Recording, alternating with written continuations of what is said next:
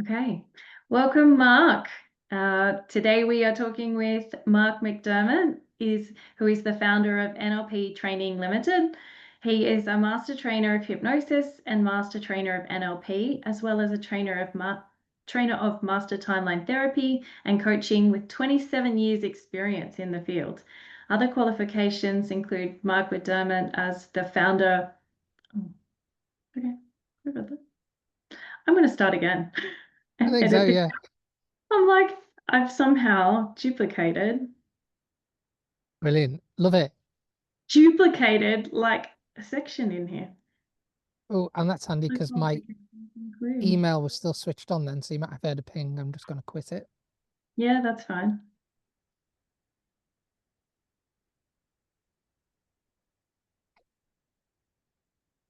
Okay, we're good to go again. Okay. Welcome, Marc. Marc McDermott is the founder of NLP Training Limited. He is a master trainer of hypnosis and master trainer of NLP, as well as a trainer of master timeline therapy and coaching with 27 years experience in the field. Other qualifications include a Bachelor of Arts Honours and Diploma of Counselling. Originally, Marc trained with Richard Bandler, co-creator of NLP. He later studied with doctors Tad and Adriana James. Tad was the creator of timeline therapy. Besides certifying others, he has worked at the top of the film industry, in prisons and in schools, focusing on personal evolution, harnessing the power of the unconscious mind, and living a more satisfying life. Marc will be presenting at the upcoming ABH Hypnosis Conference this September, and his topic is Out of Your Mind, a Guide to Escaping the Form. So thanks again, Marc, for being here. Yeah, thanks for having me. And it sounds like I'm important from those intros. Oh, dear me. I'm looking forward to this. You and I had a quick chat beforehand, but it's a bit of intrigue around your topic. So, what I want to know first is what first drew you into the world of NLP, hypnosis, and timeline therapy, having come from, a film industry and very different background. Actually, it was the other way around. I started, well, there's many things before, but we pick up the trail at me being a Gestalt therapist. And Mhm. after a number of years, I noticed that people's eyes were moving in predictable directions. And I kept that to myself because I thought it was going out of my mind. And then eventually I wrote it down. I still have the piece of paper from 1996 when I wrote that down and eventually confessed to somebody about this. And and he just said, "You'd like Richard Bandler." And I was, okay, uh, what's that? And of course, a trail of significance further down the line, I found out that Richard was coming to the UK in 97 for the first time. And Mhm. so I basically, sold a few of my possessions and saved up some money and I went. And all I knew was that it was something to do with the eye thing. That's all I knew. I had absolutely no idea. But if he was down with that, then so was I. So that was the beginning. And of course, soon after that, I fell down the rabbit hole. Okay. And so, how do you think that work with Richard Bandler and Doctors Tad and Adriana James has shaped your work? Oh, immeasurably. You got to understand that the traditional therapeutic approach, um, it thinks that the past is important. Mhm. And it's really not. The most important thing about the past is that it's gone. And if you're still here, then congratulations. And if you're not, you haven't got any problems anymore. Yeah.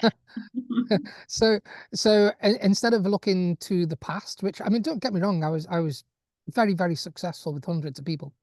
Mm. However, I was looking into the past and looking at old patterns. And I get it, the whole Gestalt thing. I'm still, let's face it, a third of NLP's foundation is Fritz Perls, which was something I discovered again on that course, that Mhm. first training. Um, so it's not like I discount it completely, but I would never have tackled the things that I started to tackle straight away afterwards with a Mm. therapeutic approach. For example, someone who had um, both his legs cut off and had phantom limb pain. I can't imagine how I would have tackled that with Gestalt. I mean, maybe I could have made him feel more comfortable about his situation. Mm. Um, But I certainly wouldn't have helped him to adjust his phantom limbs to be the same size and dimensions as the artificial ones Oh, and to wow. be pain-free. That was like off the scale of what I would have been capable of doing. That's just one example of something I did within a Yeah. few months of the first prac Yeah. training. So we're talking, and not so much even an evolution as a revolution in the way that I realized what I was doing. I guess what I was given in the first place was, it was introduced to me how I was being as good as I was being. And that Mm-hmm. to me changed my life forever.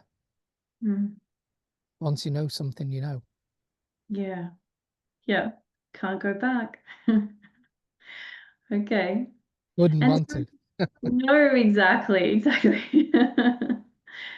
So you've worked in prisons, schools, and the film industry as just some of the industries that you've worked in. What do you find are the common mindset issues that you've come across in these areas? Thinking, it's a problem. It really is a problem. And I don't do so much of it myself.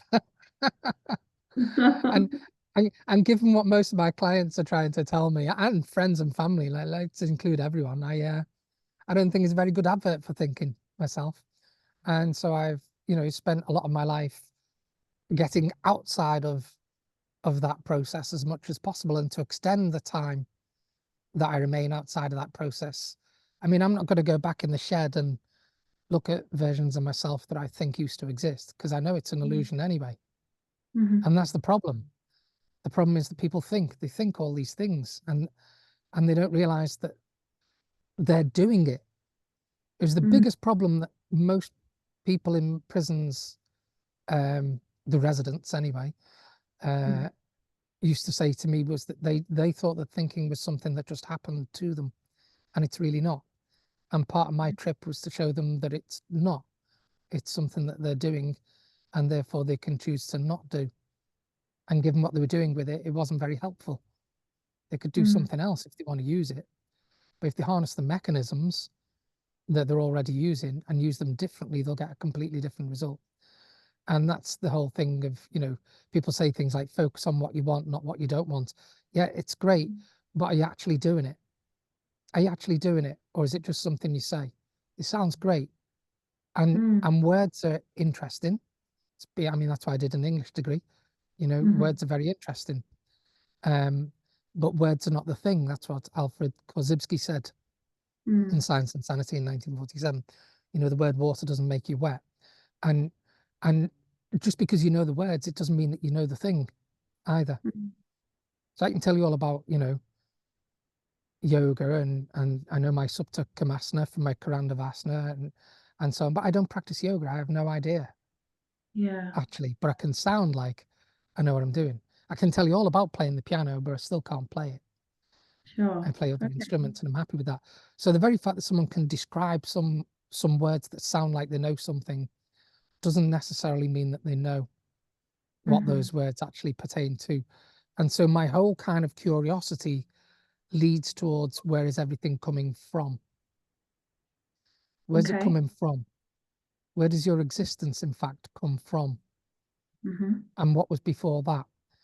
You know, 96% roughly of what people think the universe must be is absolutely undetected, undetectable, and completely unknown. Mm. Think about that for a second. They give Mhm. it a fancy name like dark matter and say that, 63% of the universe is dark matter, which is completely not known at all. Not known Mm. at all. It's non-atomic, so it doesn't interfere with atoms, so it can't be detected. Then there's Mhm. dark energy, which is, 80% of what's left. And again, it's just a word because it doesn't mean anything, because they don't know what it is. All they can see is the effect it has on Mm. atoms. So they know that it must be there. And Mhm. that leaves us with, a few percent. So all of science and everything else that we say that we know, yeah, is based on this tiny, tiny, tiny percentage. So what Mm. about me? Am I not part of this universe? Mm. Am I separate from it, or am I part of it? If I'm part of it, then what I just said applies to me too, and Mm. everyone else. Mm. So what if you could just go there? and then leave all your problems there and come back without them. What about that? What if it was just a decision? What if it could be Go where? instantaneous? My mind's just going, go where, Mark? Go where? Exactly. Hmm. To where you were before you were thinking. Okay. Because in the absence of that, there's an absence of problem, because you have to think to have a problem. You have to have time in order to experience thought. You have to have time in order to experience an emotion. So why are we so hooked on chronos and time? Why not look at kairos and chirology instead? Okay. And why not experience from the perceptual position of chirology? In which case there's no time and there's no thought and there's no feeling, there's no nothing. In fact, there's no body. The body's just something I observe. Yeah. So I can't have a problem. Of Yeah. course, I'm a human being and I Yeah. play the game from time to time. And I create a problem and I'll have it for a short while and then I'll realize and I'll laugh at myself again and I'll pull myself back out and just throw it away. And I don't need to think about it. I don't need to think about it. I And gave if you up giving myself a hard time 30 years ago. I decided, not quite 30 years ago, it was the 30th of March 1997. I know exactly when it was, when I made the decision. And everything changed. So if we don't think about it anymore, then it's not a problem. Well, what were the first words I spoke in this interview? That's right, you've forgotten. So we forget almost everything. We just don't realize that. We don't think about it, but we actually forget almost everything. And I mean everything. Yeah. And so the only things we tend to think we remember, without going into what memory is in the first place, which is a creation, you know, and that's a whole rabbit hole in itself. We remember what we think is significant. So when someone thinks they has a problem, they think it's significant, then they hang on to it. When it's no longer a problem, they no longer think about it. It's no longer a problem. It fades. Sure. If you really go there, or shall I say here, then it just doesn't exist anyway. It's not for everyone. I wish it was. So I think that leads perfectly into the next question, which was around, okay, so why this topic, Out of Your Mind, A Guide to Escaping the Form? Why this topic for conference? Okay, so it's something I've been presenting more and more to my own students over the last, particularly the last 5 years. I've been speaking more and more openly about it. You understand, it's been a personal experience for nearly 30 years. But I've started to introduce people to it. Certainly my more advanced students who realized I was saying it on day one of Prague. They just didn't hear me. and sometimes my clients as well, right? If I think that that it would benefit the purpose, then I think that they can at least temporarily have the experience for themselves. But without some determination and some skill sets, they won't hang on to it. And that's the thing. So I've been able to introduce many people to it, but unless you're able to have a skill set to hang on to it afterwards, then, you know, I can't expect someone to jump to where I am, because, I mean, they can, totally can, and welcome anyone who does. But can they have a direct experience of it for themselves, so that it's no longer a theoretical construct that they're talking about, but it's actually a direct experience to which they have personal experience of, so they can wrap their own words around the experience, because words are from this side of the experience anyway. Yeah. There are no words. So so to give someone an experience so that they can actually have it for themselves, and also to show people how an absence of thinking is actually a very desirable place. I do think it's the ultimate addiction. I think people are totally addicted to thinking, and they'll demand that it's important, and they'll demand that they do it, And when they let go of the very thoughts that they say they need to let go of, whatever that is, then it's always in the moment that they do it. It's always in the moment someone lets go of an emotion. It's always in the moment someone lets go of thinking. It's always in the moment that someone, so everything that's possible to exist exists right now. So why not focus all your skills in being here? It's kind of nice. And I can tell you one thing, it's a one-time experience. Yeah. Because you only have now, So I right? kind of think it's important for people to have it, or at least the opportunity. Because if you permit me just a few more sentences, if you go on certain websites, which I'm not going to name, then there are many people are offering variations of snake oil, in which they purport to offer some sort of instant fix, plug into it all, for a reasonable or outrageous fee, depending on how cheeky I think they are. And when I actually listen to what's being said in those adverts, if you like, or videos, or whatever you want to call them, I can tell that they have no idea what they're talking about. So it kind of annoys me a little bit, but I have to be in Chronos to have annoyance. So I'll just let go of that one and just say, my job is to maybe encodify something that I haven't read in books, and to bring that, to share that with other people. So that's what I want to start and share with people at the conference. Okay. Or it could be just the ramblings of an old man. Yeah. No, that's great. And so you've been around the ABH conference last year. So why is it that coaches and practitioners in general should tune in to the ABH Hypnosis Conference this year to see yourself present and the other presenters in the lineup?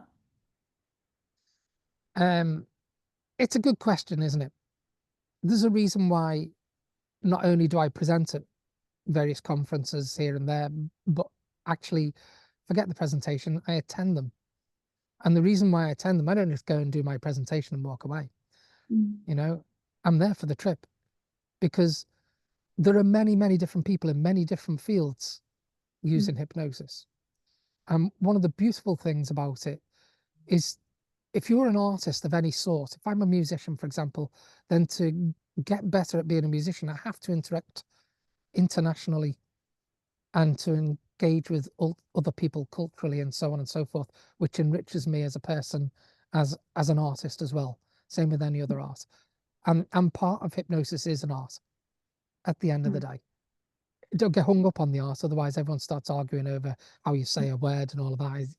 It's nothing to do with words, because words don't exist. But if they do, then there's a little bit of an art to it. So, but besides that, my field, I guess my field essentially comes down to one word, and that's awareness. That's what I sell. That's what I give. Some of the people that I'm aware of at the conference are deeply involved in other areas that I would never touch upon and not be an expert in. And it's very, very important for me to grow, to be able to listen to, and to feel free to accept or reject the suggestions from different people in the field. So, for example, I saw someone who'd been doing operations with hypnosis for over, I don't know, 30 or more years. I'm filming them all. And that's something I would never do. So to witness those operations and to witness how he was going about doing those things was remarkable. And then there's people who do academic research. My research isn't academic as such. It's not peer-reviewed stuff. It's nice to hear peer-reviewed stuff, because otherwise, as an unregulated field, hypnosis runs the danger of accepting suggestions from areas and people who really aren't in a position to be giving suggestions. So I think to maintain our own accountability as a field, then we need to self-weed and to find, to look through and to find what's valuable and to share that, in the same way that those of you who've read, books by Bernheim or, Lee Bolt, Braid. I mean, the list goes on, doesn't it? I could name all the books I've read. I don't know how many. There's a lot. but the reason I read them was to see the development through time of the field and the little bits and snippets along the way, and leave all the rest that, frankly, is, you don't, no one slaps anyone anymore to take them out of trance, right? But that was in the books. So once Yeah. upon a time, but it's no longer relevant. So some stuff is relevant, some stuff isn't. Where are we now? And what's new? The new stuff, the best stuff, it hasn't been created yet. Yes. It hasn't been created yet. Yeah. That's our job. We're the living ones. Mm. That's part of our job. So part of our job is to get it and share it. Part of our job is to have it shared with us and to grow and spread that. I don't know about you, but I come away from conferences regularly and put stuff straight into my next training. Yeah. If it's valuable, it goes straight in. Mm. It goes straight in because that's current, brand new Yeah. stuff. We mustn't go out of date. You Yeah. mustn't go out of date. Yeah. Or you can, it's a choice, right? Yeah. Current, and you're using the motivation, right, of being there with all these, people speaking and new ideas coming in, and the energy of that environment of learning and learning from others, and being able to walk away and just use that energy immediately and the knowledge that you've gained there. Absolutely. I mean, I've resisted naming the names of the people that we know are in the conference at the moment, just Yeah. because I might forget some and remember others. And Yes. I'm sure I'll have something to say about them during the conference itself. But Mm. the people are amazing people. Mm. They're very, very intelligent people, Mm. very, very experienced people, and they Mm. have something to say. And the best thing you can do is to come along and listen, and then make your own decision. You can't make a decision on information you've not experienced. No. It's not in your neurology. But once it's in your neurology, it's in your neurology, Mm. and it affects everything. So it's the more you get, the better, the more you are. Mm. Yeah. Great. All right. Well, we're looking forward to seeing everyone at the Hypnosis Conference in September, and looking forward to seeing Marc present there and find out a little bit more about the mysteriousness of his subject, and giving us all that experience, of the topic that he's going to discuss there. So thanks, Marc. You're more than welcome. I just ask that people come with 100% curiosity and a sense of humor. The best way to come is to empty your mind and have an experience with me live.